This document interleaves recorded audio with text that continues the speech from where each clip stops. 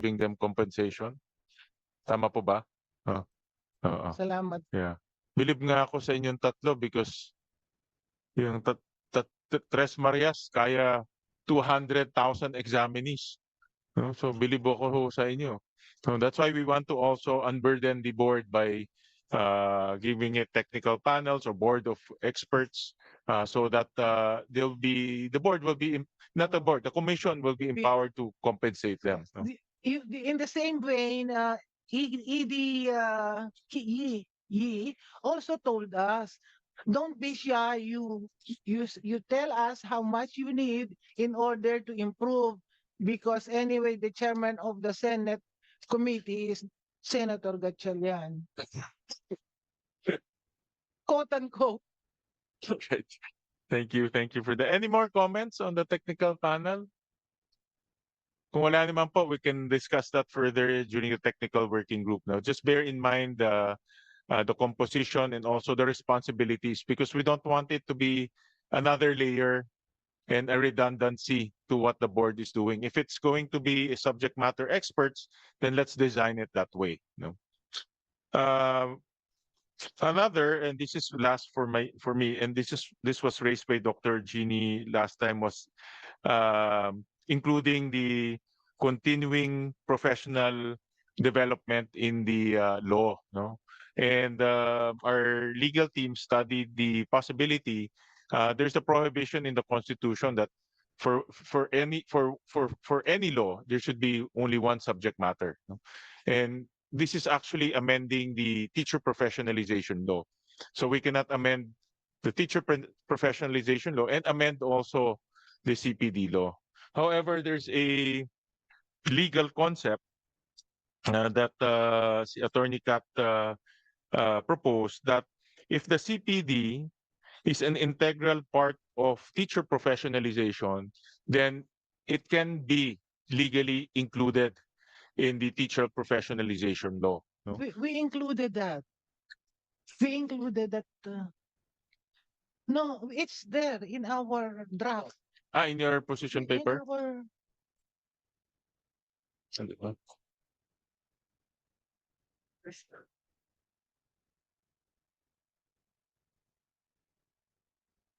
I know the continual professionalization is a different law, no, altogether. No?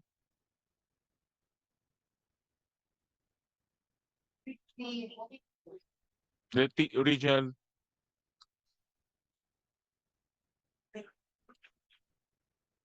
So we'll check the background, but Dr. Jeannie, can you discuss this proposal? And para ako, I'm inclined to include it if it's legally possible, so that we have a holistic, complete teacher professionalization law.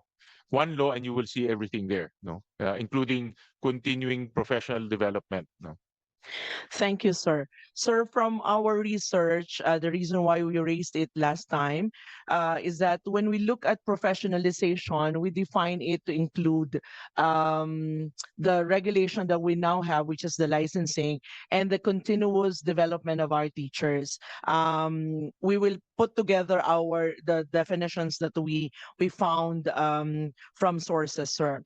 But the easiest component here is that the licensing also indicates the renewal of the ID, sir.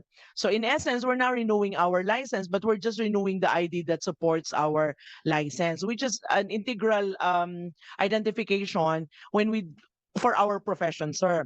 There are two components, sir, that we are looking at. Number one, sir, is that the license currently just say professional teachers.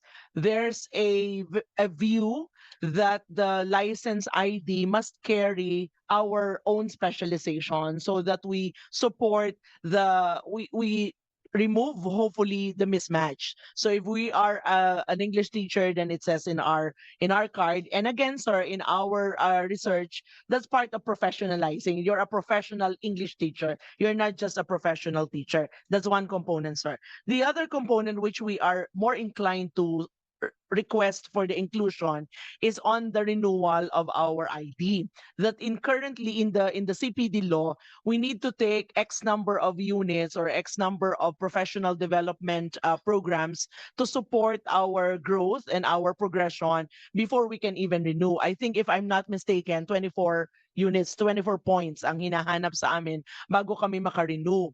Ang current po naming concern is that our teachers are burdened by this requirement because the only provision or the only direction is that we get it from qualified CPD providers. In the Department of Education, sir, and we have NAEP here represented, NAEP is authorized, but our divisions and schools are not. We wish to forward that professional development need not be a paid professional development. In fact, the real component of professional development is to grow in your practice. And the best space to grow practice is within your area of space, within your area of professional engagement, the classroom, the school, the division, the region, not anywhere across a different and varied organizations sir, na may bayad. Sometimes mura lang, sometimes mahal.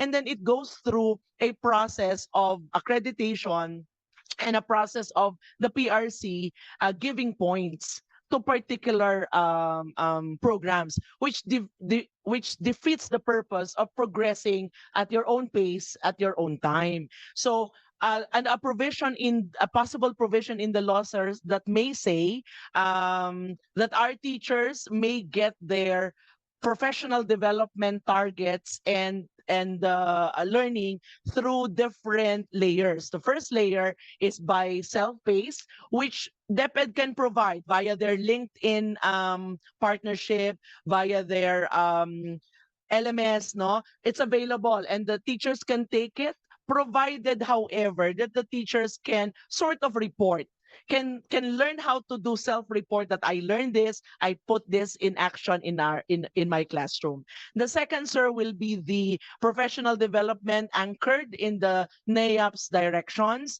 which is taken in their learning action cells in the school, in their insets during mid-year and then before the opening of classes. And the third one, sir, is still self-propelled, which is part of their agency, but that's part of their profession. So where TEC might be able to support via our incentives framework, like joining professional organizations and not joining it for the sake of joining so that they get a certificate, but really learning with that professional organization.